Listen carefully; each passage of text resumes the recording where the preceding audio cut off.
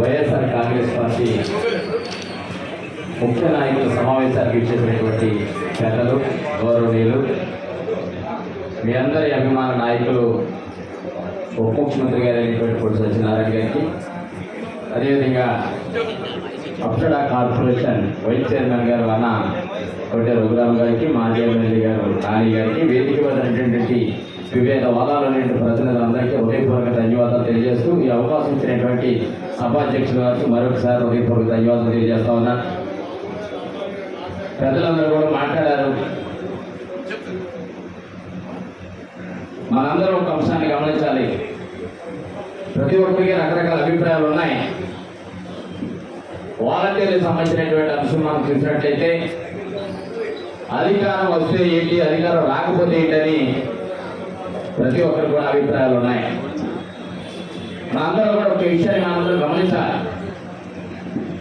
YSR Congress party అధికారంలోకి రాకముందు, YSR Congress party అధికారంలోకి వచ్చిన తర్వాత మార్పులైన దాని మీద ఆలోచన చేయవలసిన అవసరాలు ఉన్నాయి. ఇక్కడికి వచ్చినటువంటి ప్రతి ఒక్కరూ కార్యకర్త కాదు. ప్రతి ఒక్క వ్యక్తి కూడా 100 నుంచి 500 మంది, 600 మందిని, 1000 మందిని ప్రభావితం చేయగలిగినటువంటి ప్రతి ఒక్క వైఎస్ఆర్ కాంగ్రెస్ పార్టీ సైనికులు వచ్చారనే విషయాన్ని ఈ సందర్భంగా మనందరూ కూడా గమనించాలి. వాస్తవం మనం చూసినట్లయితే తెలుగుదేశం పార్టీ అధికారంలోకి వచ్చిన తర్వాత జన్మభూమి కమిటీ అనేది పెట్టి ఏ ఒక్క పేద బడుగు బలహీన వర్గాలకి ఏ ఒక్క సంక్షేమ పథకం కూడా అందకుండా జన్మభూమి కమిటీకి సంబంధించినటువంటి వారు దోచుకుని, దాచుకుని, పంచుకునేటువంటి సంగతిని ఈ సందర్భంగా మనందరం కూడా గుర్తు చేసుకోవాల్సిన అవసరం ఉంది.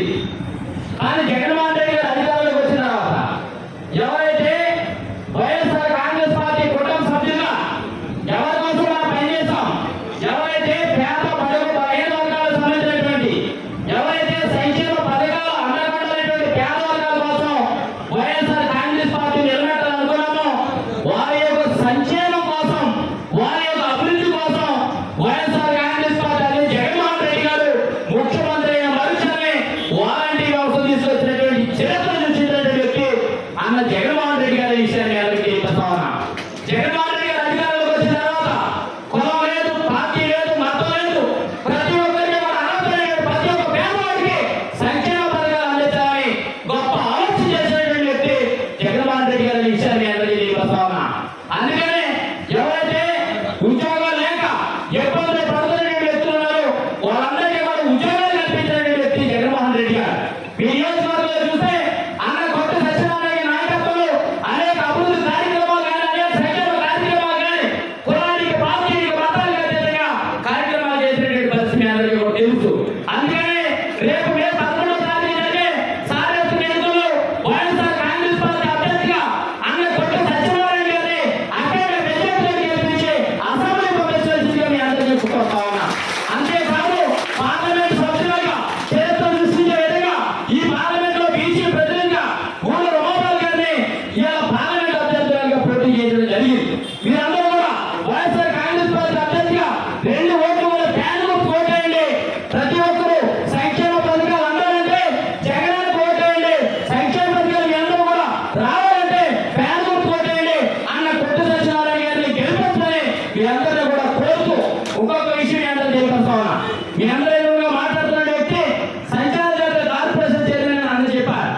కానీ ఈ రాష్ట్రంలో ఎవరు గుర్తించినటువంటి కులాలను గుర్తించినటువంటి ఏకైక వ్యక్తి అన్న జగన్మోహన్ రెడ్డి గారి విషయాలు కూడా మీ అందరికీ కూడా సమయంగా తెలియవస్తూ ఈ అవకాశం ఇచ్చినటువంటి పెద్దలకి, అన్న కొత్త సత్యనారాయణ గారిని ఎమ్మెల్యేగా, ఉమాబాల్ గారిని ఎంపీగా గెలిపించుకునే విధంగా మీరందరూ కూడా సైనికులకు పనిచేయాలి.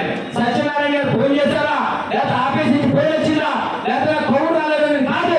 ఈ 15 రోజులు మనం ఎన్ని ఓట్లు వేయించగలగాలి, ఎంతమందిని ప్రభావితం చేయగలగాలని ప్రధాన ఎజెండాతో పనిచేయాలని, మీతో పాటు మా సామాజిక వర్గాలతో పాటు ఎస్సీ, ఎస్టీ, బీసీ, మైనారిటీలో ఉన్నటువంటి సామాజిక వర్గాల ప్రత్యేకంగా ఉన్నటువంటి వ్యక్తులతో కూడా నేను కూడా మాట్లాడడానికి నిరంతరం పనిచేస్తాననే విషయాన్ని మీ అందరికీ కూడా తెలియపరుస్తూ ఈ చక్కటి